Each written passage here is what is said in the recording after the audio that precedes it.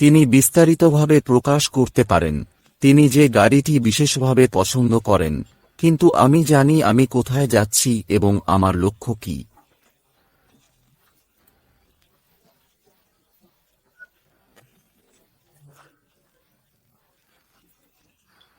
আমরা কিছু ক্ষমতা অনুমান করেছিলাম যা আমাদের পূর্বে ধারণা করা ছিল, এবং এখন এটি বিশ্বব্যাপী পৌঁছানোর জন্য বিশেষভাবে ডিজাইন করা হয়েছে, যাতে আমরা আমাদের কার্যক্রমকে আরও বিস্তৃত করতে এবং বৃহত্তর জনগণের সঙ্গে সংযোগ স্থাপন করতে পারি।